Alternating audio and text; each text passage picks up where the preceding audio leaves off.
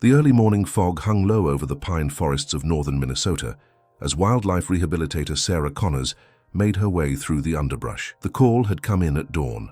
A local hiker had spotted what appeared to be an injured bobcat cub not far from the Boundary Waters Trail. With 15 years of experience rehabilitating wildlife, Sarah approached each rescue with the same careful methodology, but she never could have anticipated how this particular rescue would change her life. "Should be just ahead," Sarah murmured to herself, checking the GPS coordinates the hiker had sent. The forest floor was damp from overnight rain, making her footsteps nearly silent as she approached the location. That's when she heard it. A faint, pained mewling coming from beneath a fallen log. Sarah crouched down, her trained eyes scanning the area before spotting the small form huddled against the rotting wood. A bobcat cub, no more than 3 months old, lay trembling, its spotted fur matted with mud, and what appeared to be dried blood on its hind leg. "Hey there, little one," Sarah whispered, keeping her voice low and steady as she carefully set down her rescue kit. Years of experience had taught her the delicate balance required when approaching wild animals. Too aggressive and you'd trigger their fight or flight response.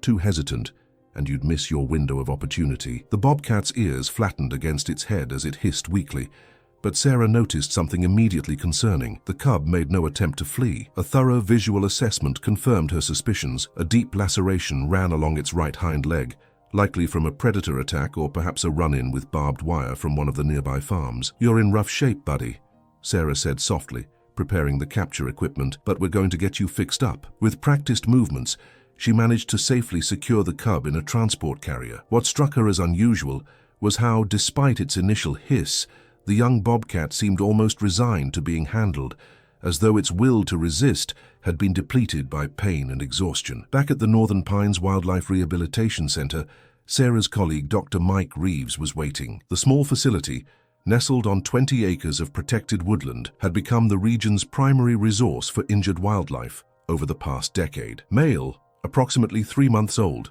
Sarah reported as they moved the carrier into the examination room. "Laceration on the right hind leg, dehydrated but responsive." Dr. Reeves nodded, pulling on his gloves. "Let's take a look." The examination and treatment proceeded with careful precision. The laceration required 12 stitches, and blood tests revealed the cub was suffering from an infection that would require a course of antibiotics. But beyond the physical injuries, Dr. Reeves noted something else in his assessment. "No sign of the mother?" he asked, glancing up from his clipboard.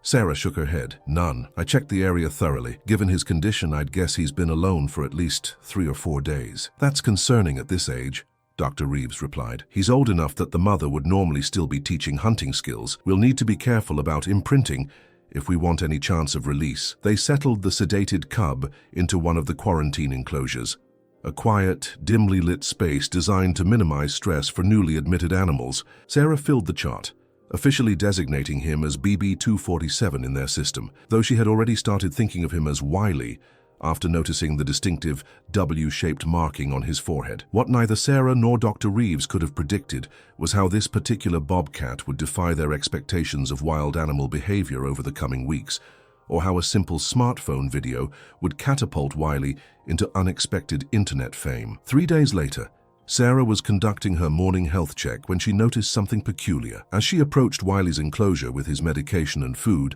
the bobcat's tail, normally held horizontally or slightly raised when alert, began to move in a rhythmic side-to-side motion, not the aggravated twitching typical of felines, but a distinct fluid wag more commonly associated with canines. "That's unusual," Sarah murmured, setting down the feeding tray to observe more closely. The behavior continued as she spoke softly to him, the wagging becoming more pronounced when she used the gentle, higher-pitched tone she naturally fell into when working with the animals. Over the next week, the behavior persisted. Wiley would wag his tail whenever Sarah or Dr. Reeves approached, particularly at feeding times or during health checks. It was as if the young bobcat had developed an association between human presence and positive outcomes, a level of socialization that was both fascinating and concerning for a wild animal intended for eventual release. "I've never seen anything like it in 20 years of veterinary practice," Dr. Reeves admitted, watching as Wiley's tail wagged during his bandage change. "Bobcats, like most felids, use their tails for balance and communication, but this pattern is distinctly canine. Could it be learned behavior?" Sarah suggested. "Maybe he observed dogs before being separated from his mother?" Dr. Reeves shrugged. "Possible, though unlikely. More likely it's just an anomalous behavior developed in response to his unique circumstances. Either way, we should document it. And document it Sarah did, capturing a 30-second video on her phone during one of Wiley's feedings. The footage clearly showed the young bobcat's tail wagging enthusiastically as Sarah approached with food, his ears perked forward rather than flattened in the defensive posture typical of wild cats in captivity. That evening, with Dr. Reeves's permission, Sarah uploaded the video to the rehabilitation center's social media accounts, adding a brief educational caption about Wiley's rescue and recovery. She thought little of it as she headed home, exhausted after a long day of caring for the center's 17 current residents. By morning, everything had changed. Sarah's phone buzzed incessantly as she drove to work the next day. Notifications flooded in from every social media platform connected to the rehabilitation center's accounts. Bewildered, she pulled into the gravel parking lot and checked her phone before heading inside. 300,000 views? She gasped, staring at the screen in disbelief. The video of Wiley wagging his tail had exploded overnight, already being shared across multiple platforms, with comments flooding in from around the world. "Did you see this?" Dr. Reeves called out as soon as she walked through the door. He was hunched over the center's desktop computer, scrolling through what appeared to be an endless stream of comments and messages. "We've received donation pledges totaling over $12,000 since last night, all because of Wiley's tail." The video had struck a chord with viewers, many of whom expressed amazement at seeing a wild cat display behavior so commonly associated with domestic dogs. Wildlife experts had begun weighing in, some suggesting it was a stress response, others theorizing about learned behavior or even neurological anomalies. Regardless of the various interpretations, Wiley had captured the internet's imagination. National Geographic just emailed requesting an interview, Dr. Reeves added, the disbelief evident in his voice.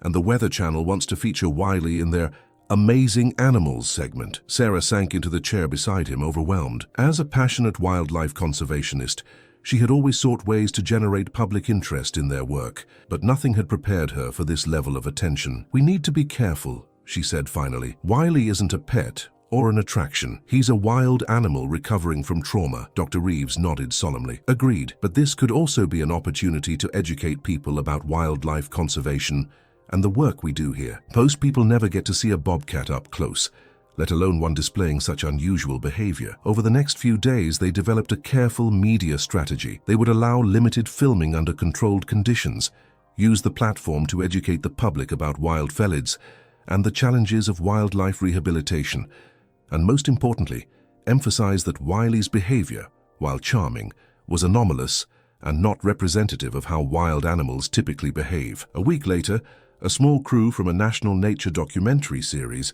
arrived to film a segment about Wiley and the rehabilitation center. Sarah had insisted on strict protocols to minimize stress for all the animals, particularly Wiley, whose recovery remained the primary concern. "He's actually doing remarkably well physically," Sarah explained to the producer as they prepared for filming. "The wound is healing cleanly, and the infection has cleared, but his behavior continues to confound us." Indeed, Wiley had begun displaying additional dog-like behaviors beyond the tail wagging. He would perk up at the sound of Sarah's voice, approaching the front of his enclosure when she entered the room, rather than retreating to the back as most wild cats would. During supervised enrichment activities, he had even begun to respond to certain vocal cues, turning his head when Sarah made specific sounds. "We're careful not to encourage these behaviors," Dr. Reeves explained on camera. "While it might seem cute to viewers, our goal remains to prepare Wiley for potential release back into the wild. Becoming too comfortable around humans would be dangerous for him." The segment aired 2 weeks later,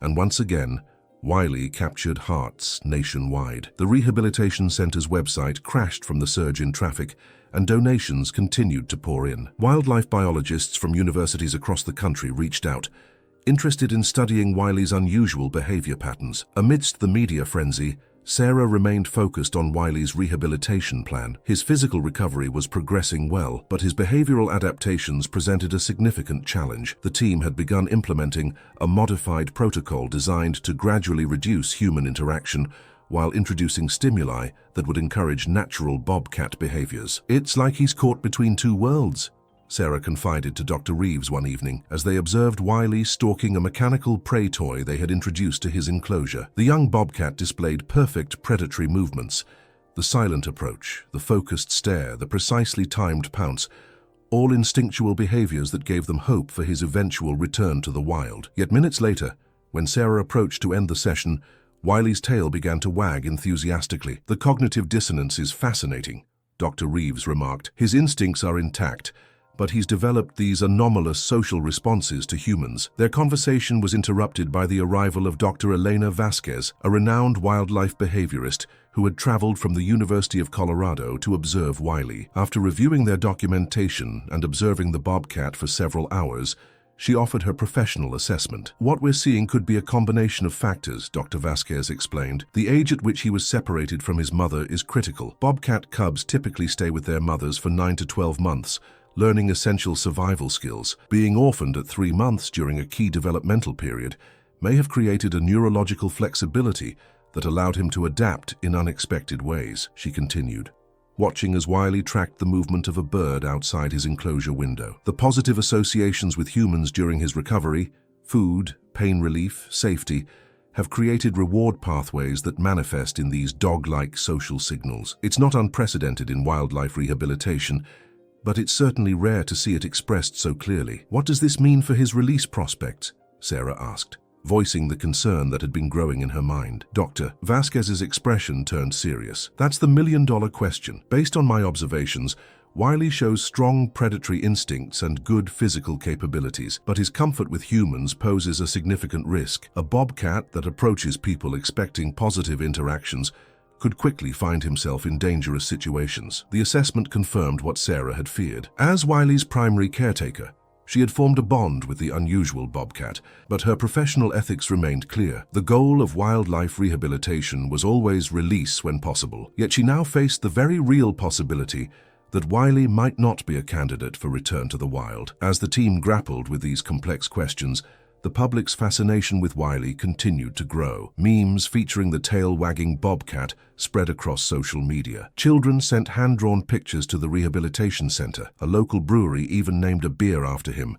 Wiley's Wag, donating a portion of proceeds to wildlife conservation. In the midst of this unexpected spotlight, Sarah received a call that would present an intriguing new possibility for Wiley's future, one that neither she nor Dr. Reeves had previously considered. The call came from Catherine Winters, director of the Northwoods Wildlife Educational Sanctuary, a facility 3 hours south that specialized in providing permanent homes for non-releasable wildlife while educating the public about conservation. "I've been following Wiley's story," Catherine explained. "We may have a unique opportunity here if you're open to exploring it." The sanctuary had recently expanded its facilities to include a specialized enclosure designed specifically for native cats that couldn't be released. Unlike traditional zoo exhibits, these habitats were designed to provide as natural an environment as possible while allowing controlled educational viewing opportunities. "We have a staff behaviorist who's had remarkable success working with non-releasable predators," Catherine continued. "Animals that can't go back to the wild still deserve enriching lives, and Wiley's unusual behavior actually makes him an ideal ambassador for his species." Sarah listened intently, conflicted emotions battling within her. The sanctuary had an excellent reputation, and their philosophy aligned with her own beliefs about wildlife conservation. Yet the prospect of officially designating Wiley as non-releasable felt like admitting defeat. "We haven't made any decisions yet about his release candidacy," Sarah said carefully. "We're still evaluating his progress." "Of course," Catherine responded. "I'm not suggesting an immediate transfer, but I wanted to open the conversation and invite you both to visit our facility, see what we're doing here, and consider it as one possible option for Wiley's future." After discussing the invitation with Dr. Reeves, Sarah arranged to visit the sanctuary the following weekend. The 3-hour drive gave her ample time to reflect on Wiley's journey, from the injured cub she'd found in the forest to the internet sensation he'd become. Whatever decision they made would need to prioritize his welfare above all else, including her own attachment to him. The sanctuary impressed her immediately. Sprawling across 30 acres of varied terrain, it housed native wildlife species that couldn't survive in the wild due to injuries or behavioral issues. Each habitat was thoughtfully designed to mimic natural environments, while providing necessary accommodations for animals with specific needs. Catherine introduced Sarah to Marcus Jenkins, the sanctuary's behaviorist, who had developed innovative enrichment programs for permanent resident predators. "The key is to honor their natural instincts while adapting to their individual circumstances," Marcus explained as they toured the facility. "We don't try to make wild animals into pets, But we do recognize that animals like Wiley exist in a unique category. They retain their wild instincts, but have developed adaptations to human proximity that make traditional release problematic. The bobcat habitat particularly captured Sarah's attention. 2 acres of forested terrain enclosed with specialized fencing, it featured multiple denning options, climbing structures, and a flowing stream. The 2 current residents, an older female with one eye lost to a hunting accident, and a male with a previously broken pelvis that had healed improperly, moved through the space with evident comfort, displaying natural behaviors despite weekly educational programs conducted at a respectful distance. "We use positive reinforcement training for medical management," Marcus explained, "but otherwise, we interfere as little as possible with their natural behaviors. The educational component is designed to create minimal disruption while maximizing public understanding of these amazing animals." By the end of her visit, Sarah had gained a new perspective on what Wiley's future might hold. If he truly proved to be non-releasable, a sanctuary like this would offer him a life that respected his wild nature while accommodating his unique behavioral adaptations. Back at Northern Pines, the team implemented a final assessment protocol designed to evaluate Wiley's release candidacy definitively. Over 6 weeks, they gradually reduced human contact, introduced natural food acquisition challenges, and monitored his responses to recordings of potential predators and competitors he would encounter in the wild. The results were mixed. Wiley demonstrated excellent hunting skills and appropriate wariness of predator sounds. However, his unusual comfort with human proximity persisted, and more concerning, he showed little fear response to recordings of human voices or the sounds of vehicles, potentially deadly deficits for a wild bobcat. After consulting with Dr. Vasquez and reviewing all the data, Dr. Reeves called a meeting to discuss Wiley's future. "The evidence suggests that release would place Wiley at significant risk," he concluded solemnly. "His physical capabilities are excellent, but his behavioral responses to human-associated stimuli fall well outside the parameters we consider necessary for successful reintroduction." Sarah nodded, having reached the same conclusion, despite her emotional attachment to the idea of seeing Wiley return to the wild. "I visited the Northwood Sanctuary last month," she said. "I think it could be an excellent placement for him." The process moved forward with careful consideration. Catherine and Marcus visited to meet Wiley in person, confirming that his temperament would be compatible with their program. The necessary permits for permanent captivity were filed, and a transport plan was developed. On the day of Wiley's transfer, Sarah spent one final morning with the bobcat, who had changed her perspective on wildlife rehabilitation. Now nearly 8 months old, he had grown into a striking young adult, his spotted coat glossy and his movements powerful and precise. Yet when she approached his enclosure for the last time, his tail still wagged in that distinctive dog-like manner that had captured the world's attention. "You're going to your forever home today, buddy," she told him softly. "It's not the outcome I initially hoped for, but I think it's where you belong." The transfer went smoothly. Wiley was sedated for the journey and awakened in a specialized acclimation space within his new habitat. Over the following weeks, Sarah received regular updates from Marcus as Wiley adjusted to his new environment. 6 months later, Sarah stood among a small group of visitors attending one of the sanctuary's educational programs. From a designated viewing area, they watched as Wiley moved confidently through his habitat, climbing trees and investigating enrichment items Marcus had placed earlier that morning. "Bobcats are essential predators in our ecosystem," Catherine was explaining to the group. "They help control rodent populations and maintain the balance of their forest habitats. Yet they're often misunderstood and face threats from habitat loss and human conflict." As if on cue, Wiley appeared on a log near the viewing area, his attention caught by Catherine's familiar voice. His tail began to wag, eliciting gasps of delight from the visitors. "Oh yes, that's the famous tail wag," Catherine acknowledged with a smile. "Wiley here is quite special. While his behavior isn't typical for wild bobcats, it has given us a unique opportunity to connect people with these normally elusive creatures." She went on to explain the circumstances of Wiley's rescue and the difficult decision to place him in permanent sanctuary care rather than release him. "Not every rescue has a perfect ending," she concluded, "but Wiley's story reminds us that we have a responsibility to protect wildlife and their habitats so that future generations of bobcats can live free in the wild where they belong." After the program, Marcus invited Sarah behind the scenes to observe Wiley's training session. The bobcat now responded to specific targets that facilitated health checks without the stress of capture, a system that allowed the sanctuary staff to monitor his well-being with minimal interference. "He's thriving here," Marcus assured her. "And he's making a real difference. Visitor donations have increased 30% since he arrived, and we've been able to expand our outreach programs to local schools." Sarah felt a complex mixture of emotions.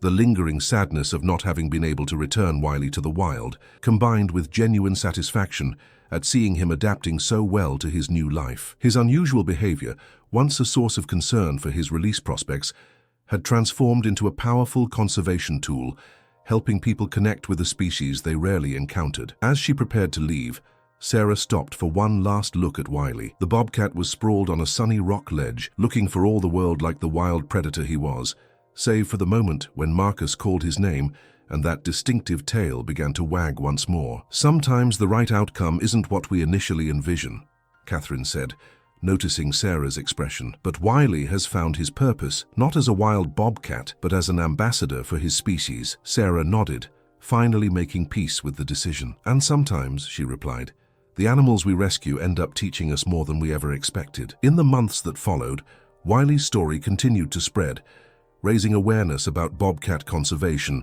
and the broader challenges facing wildlife in an increasingly human-dominated landscape. The unusual bobcat with the dog-like tail had found his place, not in the forests where he was born, but in a role that might ultimately help protect those forests and the wild bobcats that still called them home. For Sarah, the experience reinforced the complex reality of wildlife rehabilitation, that success wasn't always measured by a release back to the wild, but sometimes by finding the right path for each individual animal. And in that sense, Wiley's journey had been successful beyond anything she could have imagined when she first found him injured in the Minnesota woods. As she drove back to Northern Pines that evening, a new rescue awaited, a young fox with a broken leg found near a highway. The work continued, one animal at a time, each with its own story and its own path forward.